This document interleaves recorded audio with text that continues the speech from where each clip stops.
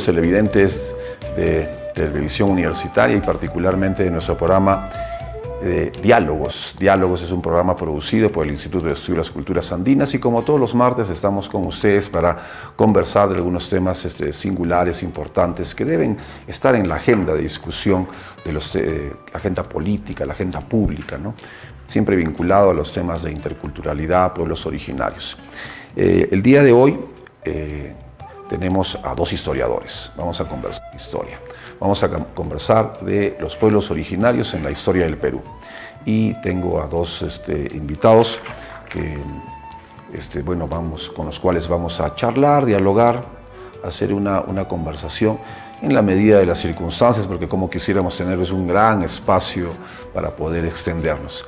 Pero vamos a circunscribirnos a las limitaciones del medio televisivo.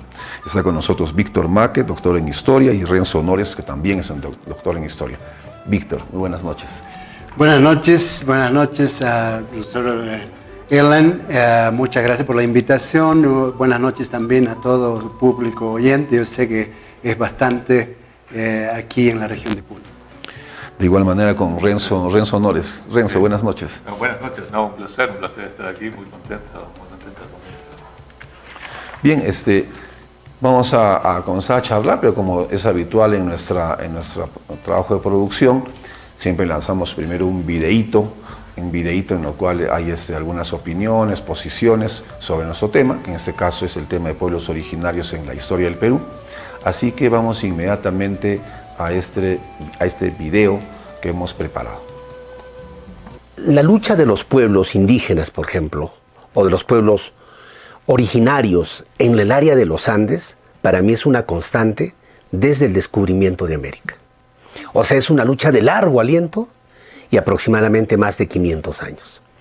Desde que los españoles llegan acá, desestructuran social, política, económicamente, las organizaciones autónomas que había en el área andina.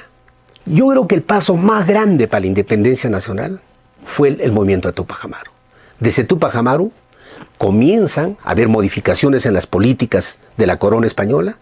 Por ejemplo, comienza paulatinamente a suprimirse a las mitas, el abuso de los corregidores y de estas autoridades, digamos, que tenían un poder omnipotente. Este proceso de independencia no trajo un cambio radical, ¿no?, a las estructuras económicas, sociales. Fue más bien una independencia política, ¿no?, liberarnos de España para pasar a un dominio económico de Inglaterra. Las mismas autoridades coloniales van a ser nombradas ahora autoridades republicanas. No olvidemos que Morel, ¿no?, el primer alcalde de Puno, un gran terrateniente que tenía tierras en Capachica, en todo el lugar, ha sido declarado como primer alcalde republicano, pero más antes ya había participado como alcalde en la etapa colonial. Miguel Urbina, al primer prefecto de Puno, también él había sido intendente, subdelegado de Chucuito, de tal manera que ahora también va a ser prefecto. Y así, prácticamente pues solamente fue un cambio, una ilusión. El proceso de la independencia fue una ilusión, ¿no?, para las poblaciones indígenas, porque como les dije, no trajo un cambio estructural de la economía, ¿no?, del aspecto económico, social en el país. Después de la independencia nacional, yo creo que tampoco las poblaciones nativas originarias se sintieron liberadas o, se sintieron regresadas a las condiciones socioeconómicas, culturales, políticas que habían vivido en su periodo de autonomía cuando no había una posición española ultramarina o de otros países. Hubo un desencanto total y las poblaciones campesinas jamás, o las poblaciones quechuas aymaras en nuestro caso, jamás recobraron ese poder.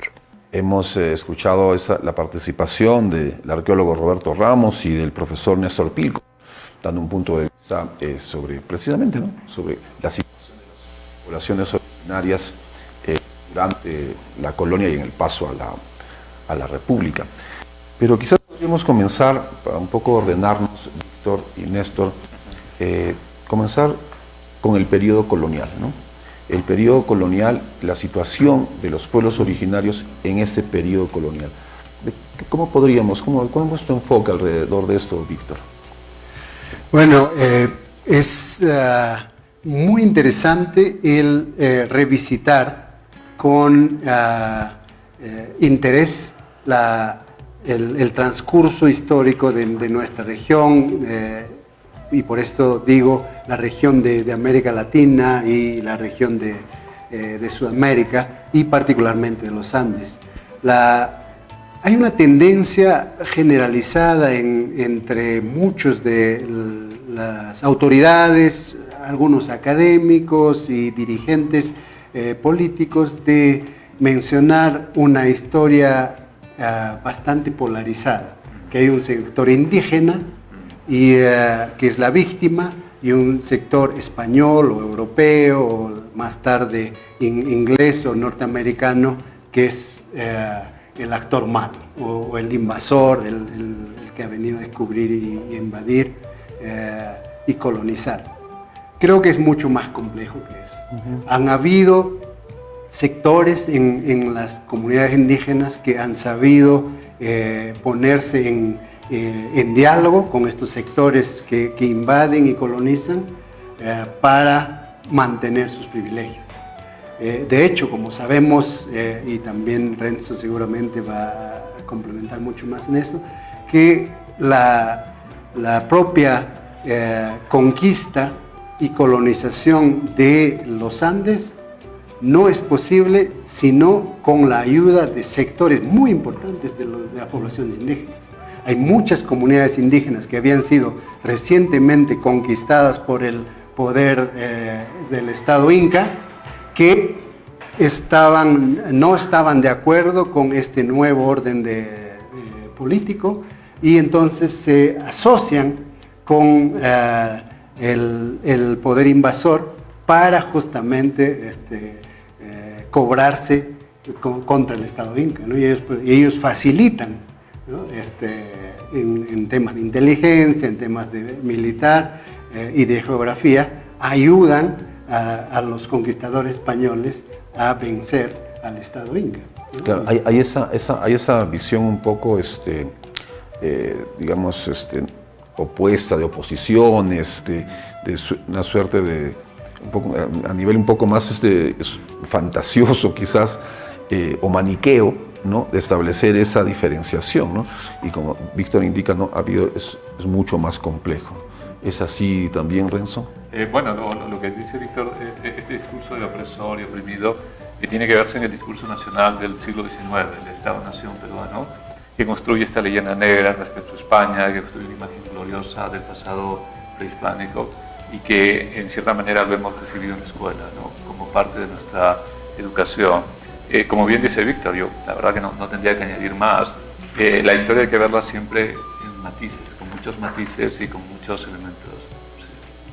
Claro, siempre se nos ha inculcado, se podría decir, una historia en la cual la conquista ha sido, pues, como entre buenos y malos, ¿no?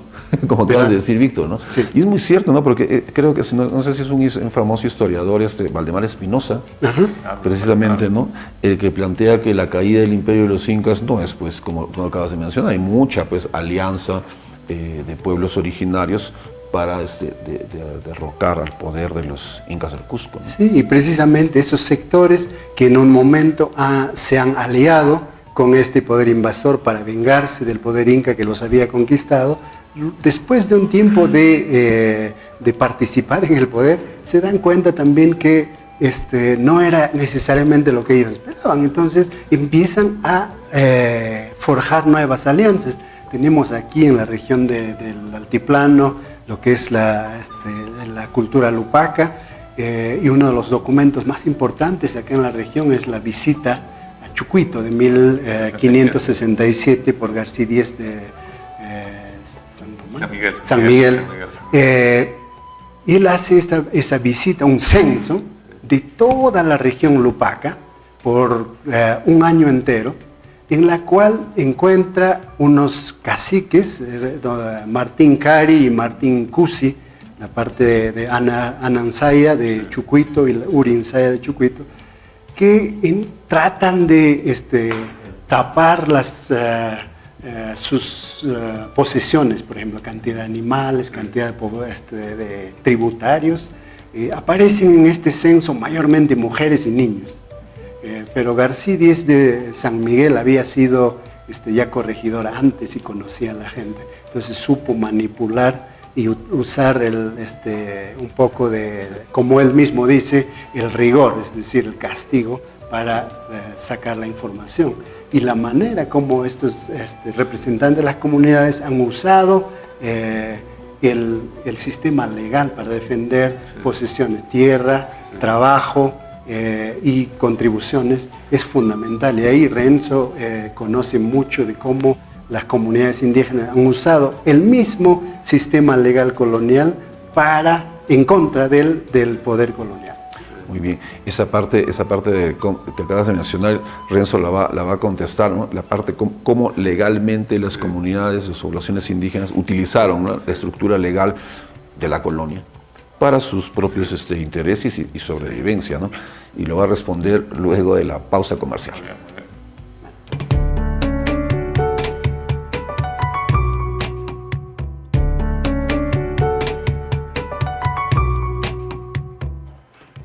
Antes de ingresar a la pausa, habíamos hecho ya la pregunta a Renzo sobre cómo fue que durante la colonia los pueblos originarios utilizaron la estructura legal, la legislación, para servir a sus propios intereses, ¿no? Sí, no, gracias. Es una buena pregunta y agradezco la pregunta y también los comentarios con Víctor, ¿no?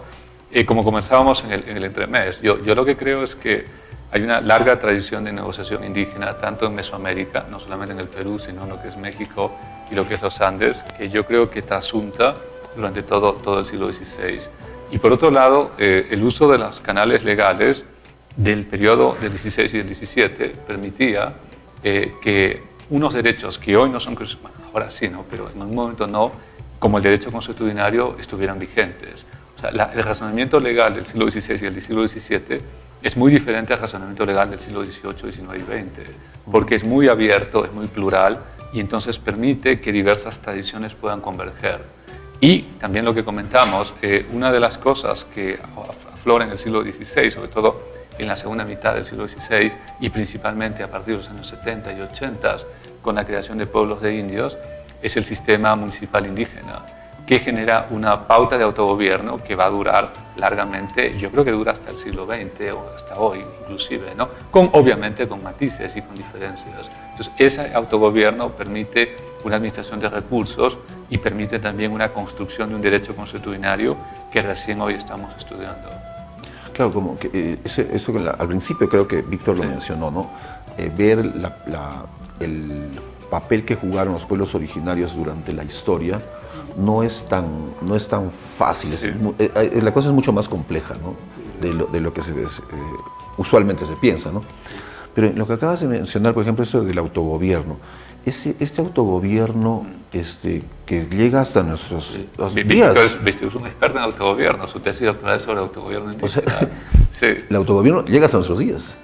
Sí, en muchas formas, pero sufre un proceso de transformación en cada etapa, ¿no? Hemos hablado del siglo XVI, en el cual el sistema de resistencia de las comunidades indígenas se va acomodando a quien tiene que confrontar. En ese momento es la consolidación del gobierno colonial español. Durante el XVII hay diferentes tipos de manifestaciones más cortas, y después ya en el siglo XVIII hay un cambio bastante más radical que también cambia en ambos lados, cambian las poblaciones indígenas, pero también a nivel del gobierno colonial, porque no olvidemos que en el siglo XVIII la corona española no tiene más descendientes, y entonces la élite francesa, los Borbones, vienen al poder de la corona española. Y entonces la transformación del gobierno Borbón, que intenta modernizar el aparato de administración colonial en las Américas, presiona mucho más por cuestiones fiscales, pero también profesionaliza, ¿no es cierto?, un poco los sistemas de administración. Y entonces presiona más por recursos a las comunidades indígenas. Los tributos aumentan tremendamente tremendamente, las exigencias por trabajo en las minas, en las mitas y en los caminos, las diferentes obras a nivel para mantener la sociedad colonial, y también se adueñan más de las tierras de las comunidades indígenas. Y eso va a producir precisamente este cambio del poder hegemónico Borbón, produce un cambio, ¿no? Y produce también alzamientos históricos, ¿no? La Gran Rebelión es producto de esto. Y dos comentarios adicionales. Uno, en el siglo XVII surge lo que llaman algunos historiadores hoy los intelectuales indígenas, porque el legado del siglo XIX es de negar agencia histórica a las poblaciones indígenas. Pero hoy sabemos que hubieron escritores, pintores, artistas indígenas, ¿no? Que escribieron incluso sobre la nación índica, como se llamó en el siglo XVIII, ¿no? Y respecto, digamos, a la presión del siglo XVIII, en particular que está mencionando Víctor, hay una serie de problemas serios, imperiales, que van a afectar la propia dinámica local, ¿no? Con lo cual tenemos un nuevo panorama y una circulación de nuevas ideas también, ¿no?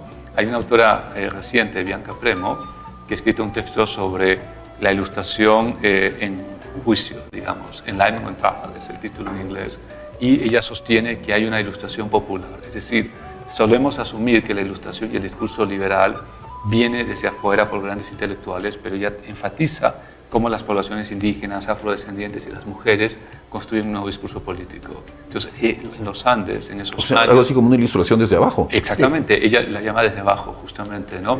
Y ella revisa, para demostrar su tesis, revisa procesos judiciales y revisa la voz de la gente, cómo la gente va autodefiniendo sus derechos, ¿no? En esa autodefinición de sus derechos, ella encuentra una nueva ideología política. Y es algo que todavía resta por estudiar en los Andes. No sabemos aún bien la ideología política de las élites indígenas, de los indios del común. Asumimos que es monárquica, católica, tradicional, conservadora, pero son presunciones, ¿no? Tenemos que examinar, digamos, etnográficamente estas poblaciones. Ese elemento que acabas de mencionar de las élites indígenas es algo que, bueno, uno por historia tiene la idea de que las élites indígenas son hasta la Gran Rebelión. Y de la Gran Rebelión para adelante ya las élites decapitadas, ¿no? Pero hasta la Gran Rebelión, o sea, hay una frondosa posición en el escenario social, económico de las élites indígenas. Es verdad. Como mencionamos antes, y Renzo también, un rostro prominente en las comunidades indígenas del cacique, ¿no? El curaca, llamado originalmente, pero por el término cacique viene del Caribe. Los españoles lo traen como un término que se aplica y aplican a todos los dirigentes, a los responsables de las comunidades. Entonces se llama cacique colonial, que empiezan a asumir un rol diferente. Pero alrededor de ellos hay una constelación de poderes intermedios, que muchos de ellos, por ejemplo, los caciques son parte de la élite indígena, por supuesto. Hay los segundas, que son los ayudantes, asistentes de los caciques. Luego hay los jilacatas, que son los representantes de las comunidades, los alcaldes indígenas, o los barayos, que se llamaban. Entonces hay una constelación de poderes locales que muchos de ellos nunca se consideraron indios. Ellos siempre llamaron indios a los tributarios, a los indios del común. Sí, ellos eran nobles, ¿no? Precisamente, ellos se consideraron los nobles de la comunidad indígena. Entonces ellos sabían cómo podían negociar su posición de poder y privilegio en este nuevo contexto colonial. Y así se mantuvieron hasta a mediados del siglo XVIII. Pero lo complicado ahí es que con estas mayores demandas de los Borbones a mitad del siglo XVIII, 1750 para adelante, empiezan a colapsar estas élites indígenas. Primero, ¿por qué? Porque es bien difícil servir a dos amos, ¿no? Porque la responsabilidad del cacique era hacer feliz al poder colonial y también a la comunidad. Y eso estar ahí en el medio del conflicto es complicado. Uno puede durar solo cierto tiempo y después termina siendo... ¿Esa podría ser una explicación de la Gran Rebelión? En una manera sí. Claro. Hay lo que pasa, y esa es mi tesis, es que la representatividad de la comunidad, que era mayormente en el rostro de una persona, por la mayor parte de la colonia, en este momento empieza a colapsar. La comunidad en colectivo se da cuenta que el cacique ya no sirve más a las responsabilidades a las que estaba asignado, que es proveer mejores condiciones de vida para la comunidad y proteger a la comunidad del enemigo externo. Eso ya no lo hacía más.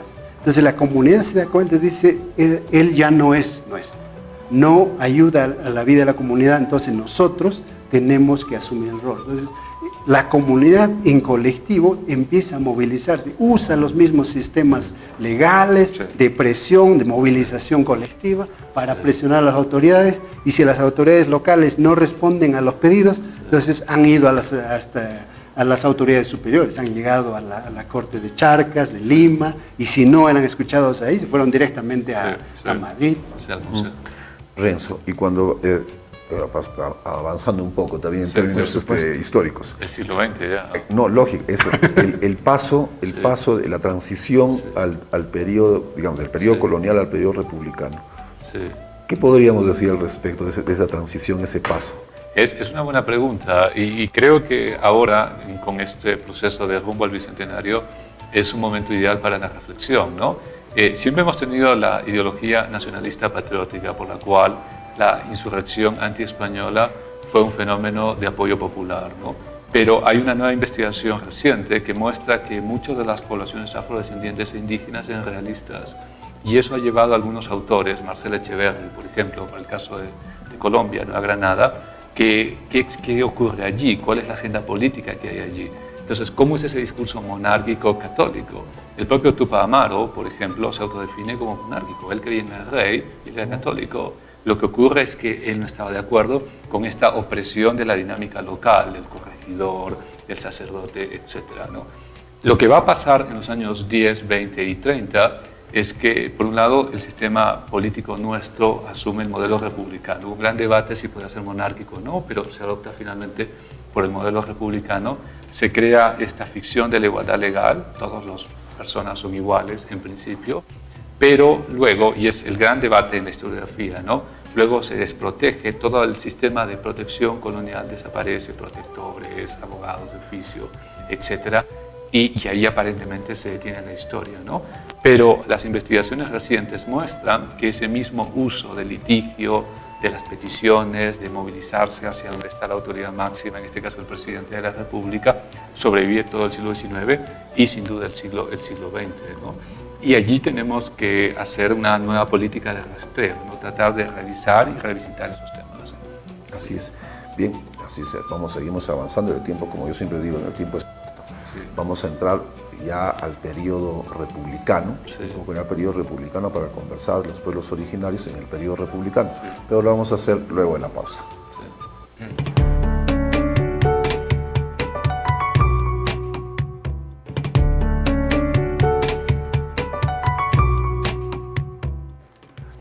Y como habíamos mencionado, vamos ahora en este último bloque a conversar sobre los pueblos originarios en el periodo republicano.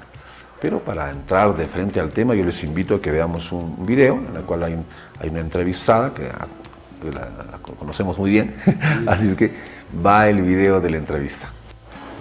Y es que estos criollos discriminados por los españoles, y siendo estas sus tierras de nacimiento, digamos, se sentían tal vez con más derechos que los de la península. Y entonces luchaban por ser españoles no de segunda categoría, sino de primera categoría. Entonces luchaban por tener los mismos derechos que tenía cualquier español de la península.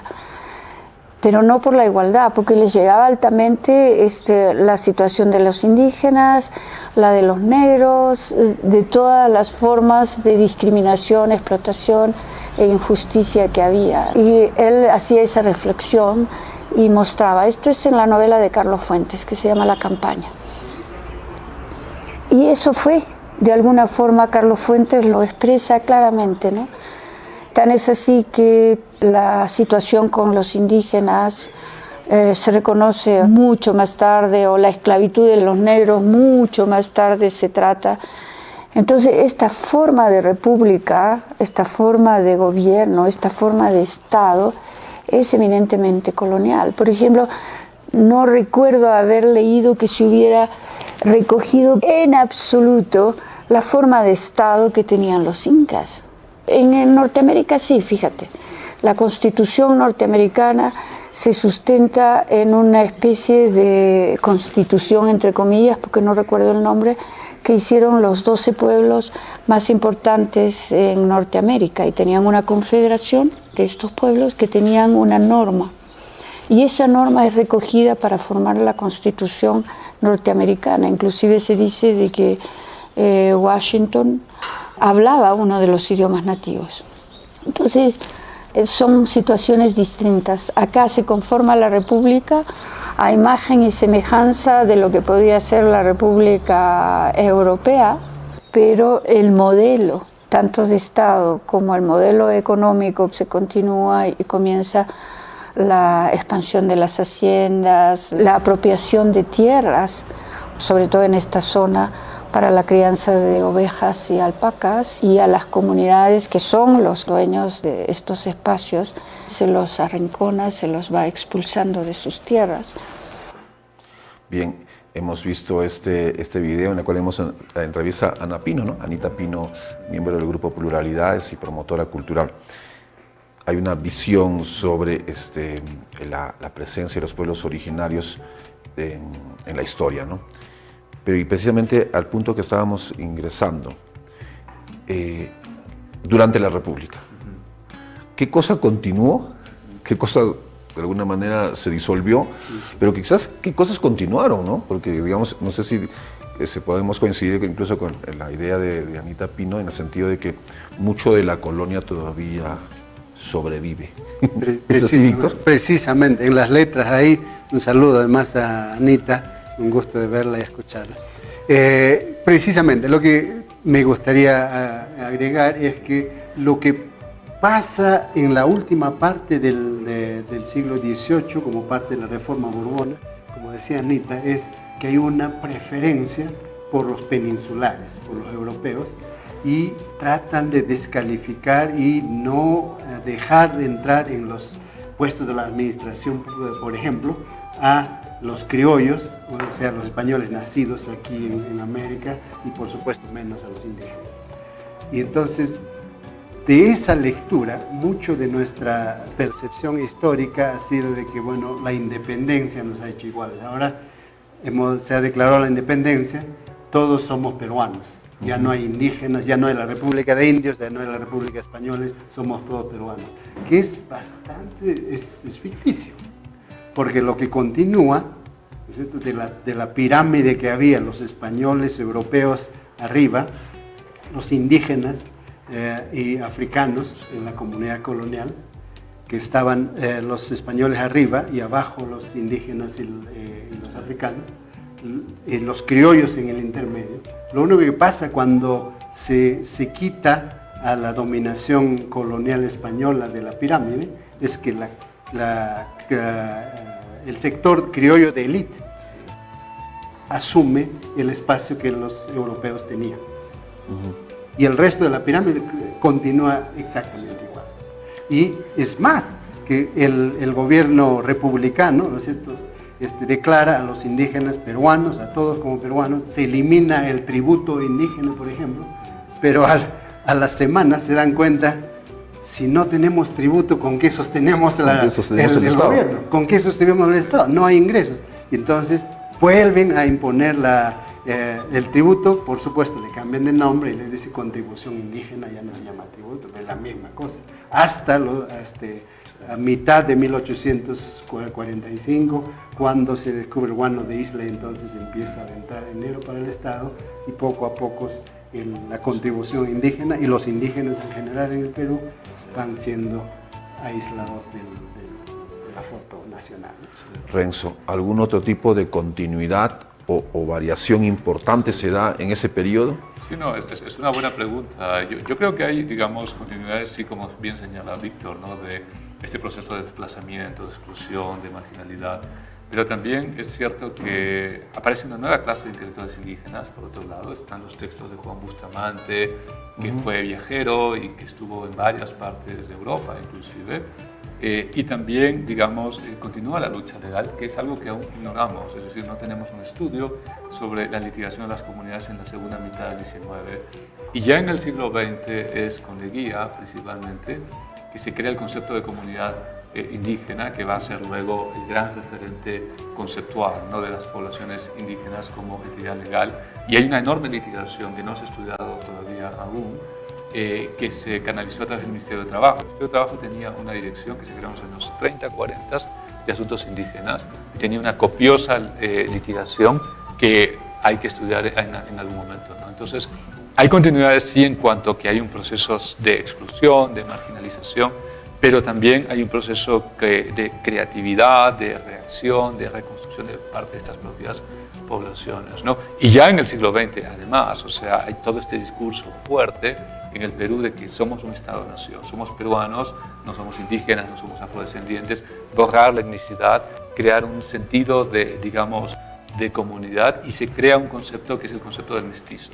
El peruano es mestizo, y hay un libro clásico de Marisol de la Cadena sobre los mestizos indígenas. Ella trabaja el caso de Cusco, de mucha gente que viene del campo al Cusco, que vienen de las comunidades de Cusco, y una vez que llegan a la ciudad y se escolarizan o entran a la universidad o tienen trabajos urbanos, se autodefinen como mestizas, ¿no? Entonces hay en el siglo XX un proceso de discurso nacional: somos peruanos, somos mestizos, somos iguales, y hay un proceso de desindianización en el discurso, ¿no? Por eso es que la palabra indio, indígena en el Perú tiene una carga peyorativa, ¿no? Es una herencia del siglo XX y la construcción de esta idea de mestizaje. Claro, es interesante ese último punto, ¿no? A diferencia de otras naciones, sí, Bolivia, por ejemplo, Bolivia, ¿no? Ecuador o Guatemala, Centroamérica, ¿no? México incluso, en la cual, digamos, la denominación indígena inclusive es reivindicativa y es políticamente, ¿no? Pero eso significa, entonces, regresando a su punto también, Sí. esta república con el ideal del hombre mestizo, que a todos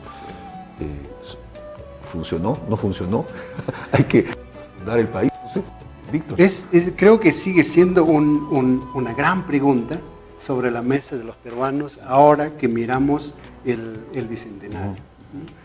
¿Cuál es el centro que amalgama la identidad peruana? Sigue siendo una gran pregunta. El sector indígena, que es el tema que discutimos hoy, creo que continúa siendo visto como un problema. Recuerda que al inicio del siglo XX, el tema de discusión era el problema del indio, ¿no? Los debates entre Mariátegui y los políticos de su época fue precisamente el levantar el tema indígena para el debate nacional, pero vaciado de los actores indígenas. Eran intelectuales, más bien en Lima, discutiendo sobre el problema del indio, que han sido tremendamente importantes, es decir, tremendamente importantes para la literatura, para las ciencias políticas, pero en cuanto a participación directa de las comunidades, ha sido vaciado. Yo creo que ahí es un vacío de esa época. Y luego, cuando se empieza a levantar Leguía, ¿no es cierto?, reconoce la intangibilidad de las tierras de las comunidades. Es un paso fundamental, porque inmediatamente que se declara la independencia republicana del Perú, hay un asalto de los sectores de élite criolla por las tierras de las comunidades. Y es recién un siglo más tarde cuando se empieza a reconstituir y intentar pensar hacia adelante en los temas de reforma agraria o reforma de la tierra, por ejemplo, ¿no? Y en función a todos estos elementos que vamos viendo, un poco ya para cerrar también, viendo la última parte, ¿cómo vemos el horizonte? ¿Qué vislumbramos en el horizonte? Bueno, es una buena pregunta. Yo he visto en varios programas de televisión a varias personas que son abogados de grandes empresas diciendo que en el Perú no hay indios, que los pocos indios que hay están en la zona oriental y que usan plumas, y que todos los otros que ya hablan castellano, que van a la escuela, ya no son indios. O sea, el discurso de la desindianización está vivo hoy en el 2017, ¿no? Y por otro lado, lo que veo yo personalmente es una ofensiva en contra de muchas tierras de comunidad, etcétera, para la industria extractiva minera, como gran modelo de desarrollo, y que creo que está generando todos los conflictos que hemos visto en estos últimos 10 años, ¿no? El país ha apostado a la extracción minera como gran modelo de desarrollo, pero está generando pues, una tensión social increíble. Desde esa perspectiva, uno lo vería con pesimismo, ¿no? El lado optimista, en mi opinión, es que también hay paralelamente todo un desarrollo, una doctrina, una legislación y una toma de conciencia política. Y eso puede ser, digamos, como un elemento de resistencia, como se quiera llamar, de reconstrucción, como se quiera llamar, de reconstitución de la política peruana de aquí al Bicentenario. Así que esperemos que eso pueda ocurrir. Esa última parte, digamos, esa configuración o reconfiguración o ordenamiento de tipo político desde los pueblos originarios con vistas al Bicentenario. ¿Es posible? Yo creo que sí, tremendamente, solo con una salvedad. Nosotros los historiadores somos buenos en estudiar lo que ha pasado, leyendo los documentos, y tenemos bastantes limitaciones en mirar hacia adelante qué va a pasar, porque todavía no sabemos. Hay otras disciplinas que hacen mejor ese trabajo. Sin embargo, puedo aventurar futurólogos. Aventurar, yo creo, alguna visión basado, otra vez, en lo que vemos mirando hacia atrás, porque siempre se dice, ¿no? Para entender cómo vivimos y hacia dónde estamos caminando hay que ver el pasado. Uno de los objetivos del gobierno colonial por los 300 años ha sido, ¿no es cierto?, civilizar y cristianizar al indígena. En la República, como Renzo acaba de decir, uno de los esfuerzos estructurales del gobierno republicano fue el mestizaje, ¿no? Mejorar la raza indígena, educarlos para que sean urbanos, mestizos. Mire usted alrededor, tenemos nuestras comunidades indígenas, quechuas, aymaras mayoritariamente, pero muchos otros en nuestra región selvática, que tienen sus propias estructuras políticas, su propio entendimiento de lo que es el país en este momento, su propia visión del Bicentenario, ¿no es cierto? Es esa variedad de comunidades la que forma parte del Perú, y eso no se va a romper con ninguna ideología que intenta homogeneizar a la comunidad peruana ni latinoamericana. Creo que esa variedad es lo que hace al Perú único y posible en el futuro. Y no solo en términos ideológicos y de pensamiento, también en los bienes materiales. Mire usted, ¿qué se consume? ¿Qué se consumía al inicio del siglo XX y qué se consume ahora mayoritariamente? Al inicio del siglo XX, la mayoría de los productos que la gente prefería en las zonas urbanas eran mayormente productos importados, europeos, norteamericanos. Ahora, uno de los mejores productos que se consume a nivel mundial es la quinoa, ¿no es cierto?, el café que viene de nuestra región también. Hay muchos otros productos que son productos que antes se decía eso para los indios. Y mire usted la presencia y la importancia que tiene no solo para el sector indígena ni la población peruana, sino para la población mundial. Esa es la presencia que vamos a seguir viendo, aprendiendo, y debemos seguir apoyando las instituciones desde donde nos encontramos. O sea, algo así, un nuevo horizonte, sí, pero con esta diversidad cultural. Sí, y una república desde abajo, creo yo, ¿no? Una república de todos. No, así es. Bien, de esta manera estamos llegando a la parte final. Yo les agradezco tanto a Renzo Honores y a Víctor Maque, que están de visita, ¿no? Igual que en la semana pasada también tuvimos a dos antropólogos que estaban de visita, y ahora tenemos a dos valiosos profesionales, historiadores, que nos han acompañado. Muchas gracias. Bien, antes de llegar al punto final, algunas anotaciones, informaciones de carácter institucional del Instituto de Estudios de las Culturas Andinas. Mencionar que los días 4, 5, 6, 11, 12 y 13 de agosto se va a desarrollar el módulo número 2, Cosmovisión y Lengua Quechua y Aymara, del diplomado de posgrado en Género, Descolonización e Interculturalidad desde las Culturas Andinas, que es organizado por IDECA y que viene también con coorganización, el auspicio de la Universidad Católica Santa María de Arequipa, ¿no? Entonces es importante, bueno, también los interesados se pueden anotar en este módulo, ¿no? Si es que no están en el diplomado en general, ¿no?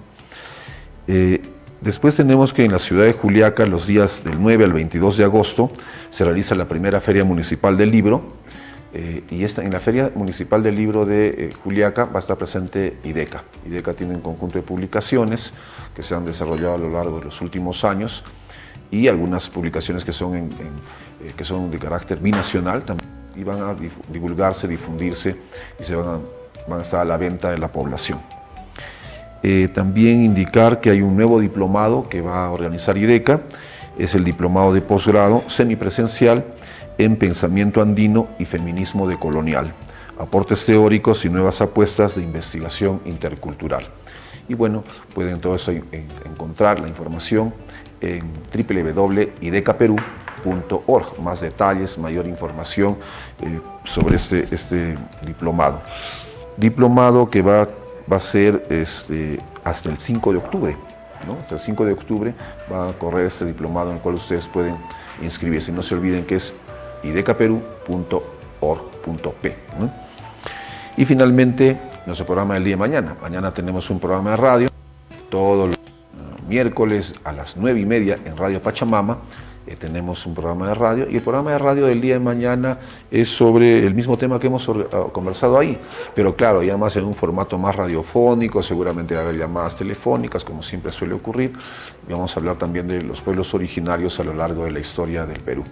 Así es que están invitados también mañana a las 9:30 de la mañana en Radio Pachamama para escuchar ya en una versión más radiofónica, y creo que también va a estar Víctor, en una versión más radiofónica y con algunas opiniones y llamadas telefónicas de la población. Bien, de esta manera llegamos al punto final de nuestro programa Diálogos. Diálogos, programa producido por IDECA. Nos despedimos hasta la próxima semana. Muchas gracias.